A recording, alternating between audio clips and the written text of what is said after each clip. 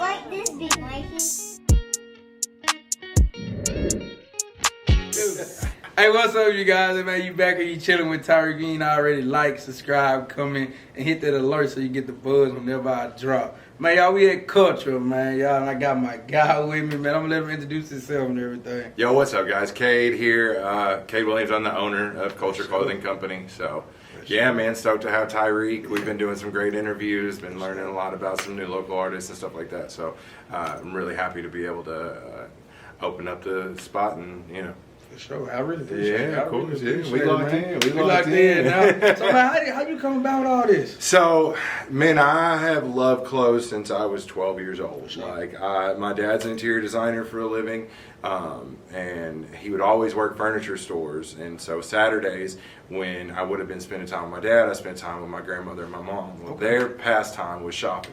And so my Saturdays were spent at the mall. Oh, so, like, my dad will tell you, I said Dillard's before I said Dada. Like I just have always loved clothes. And, like, that was, like, really my pastime with my grandmother. Mm-hmm. Like, we would go shopping together. And so that just developed that affinity for it. Sure. I went to school for retail marketing and fashion merchandising at the U of A.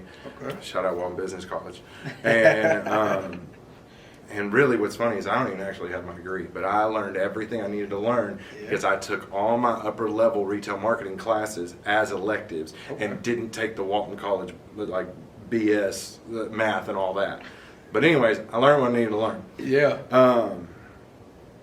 And I worked for Dillard's for 3 years selling shirts and ties. For real? So you ended up going to work for them? Yeah, I worked for Dillard's for 3 years selling shirts and ties. Okay. And then I left them and went and worked for the Buckle, and I worked for the Buckle for like 8 years, and they were ready to give me a store in like Michigan and Minnesota, and I just didn't really want to do corporate America. Okay. And so I decided to open my own thing. So I already had my plugs with the Buckle. So we, when we first opened, the first shop was over off of Rodney Parham, like behind Shorty Smalls and Party City over there. Well, I guess now it's the coffee shop, but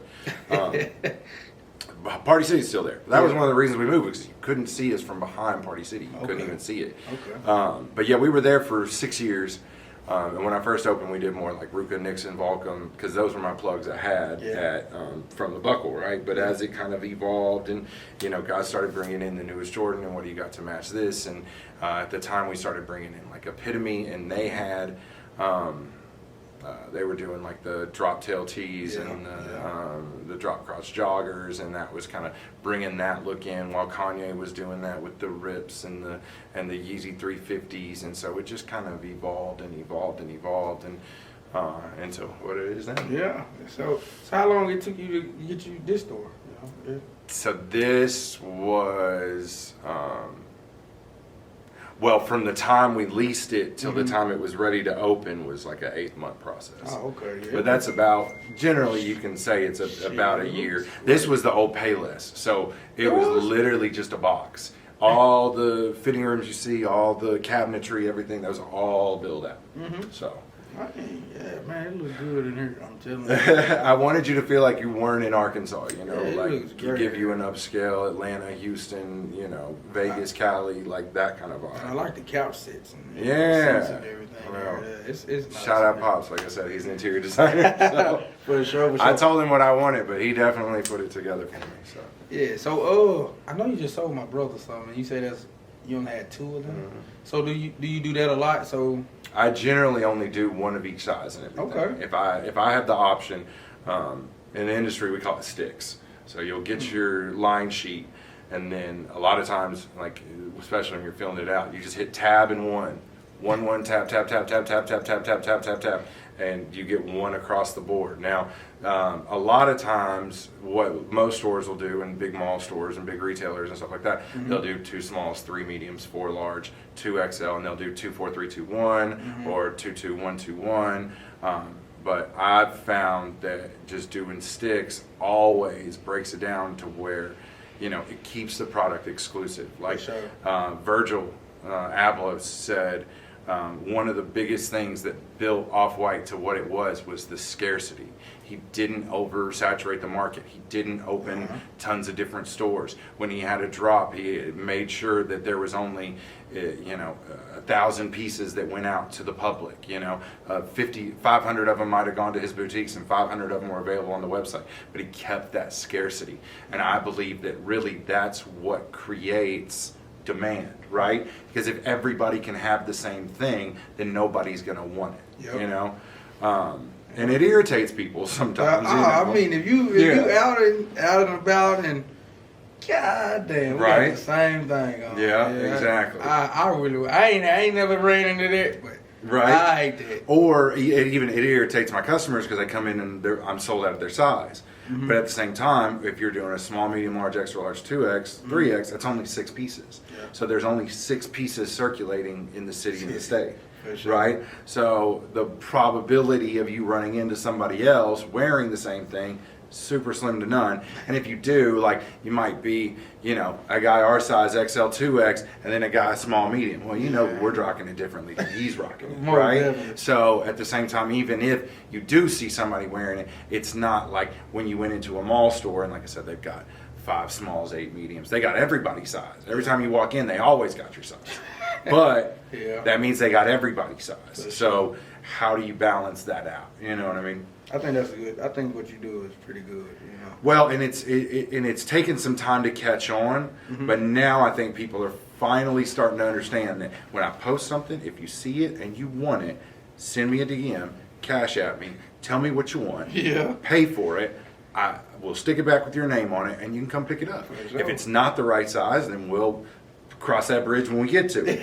But for now, if you're normally a medium, you're normally a 32, and I post something and you see it and you want it, that's the easiest way to do it. And and it keeps product turning, so it's almost, I would rather, instead of buying 3 orders that had 30 pieces a piece, I'd rather grab 10 orders that had 10 pieces a piece, and then there's once again, it just keeps that inventory turning and keeps things more exclusive. I get you. So that way, So I see you was making something over there, so you make your own. Yeah. Do you make things you put out here, or for yourself, out here and yourself? Yeah, I really don't make anything for myself. Oh, okay. I mean, sometimes I might keep a piece from. Generally, I really just started teaching myself how to sew 2 months ago. Really? Yeah, just I've been watching all these TikToks and all these people rework stuff. I was like, by God, I'm going to teach myself, and so I got a sewing machine. Just a simple little $100 brother, but it works. Yeah. It'll do what it needs to. And then old school hand stitching. There's different techniques. I've been teaching myself shishiko, which is if you see Subi jeans, how they have the 2+ signs. Yeah. The reason they have those 2+ signs is because that's a form of Japanese stitching called shishiko that creates those 2+ signs. Okay. So, and there's different patterns and ways you can do it, but yeah, I think 101 is where the market is going.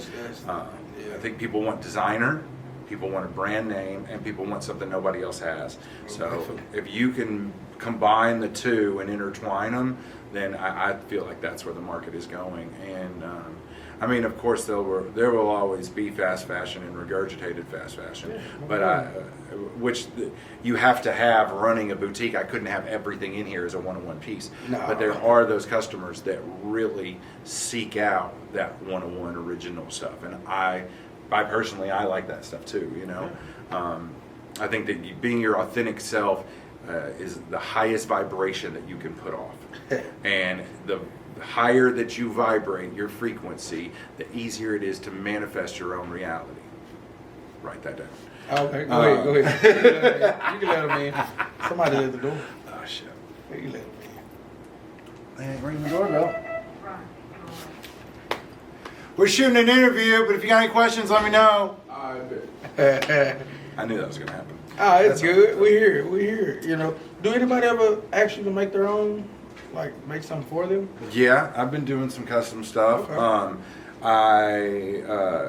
I'm just getting into embroidery, so we're going to be able to really start doing some embroidery pieces and stuff like that.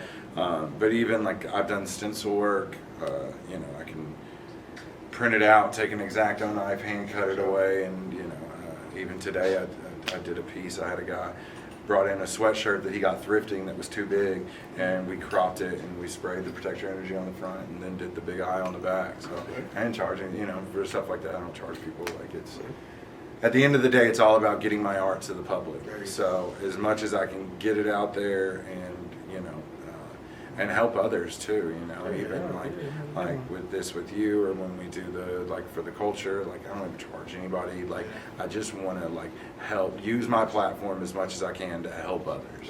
Me too. Right? Me too.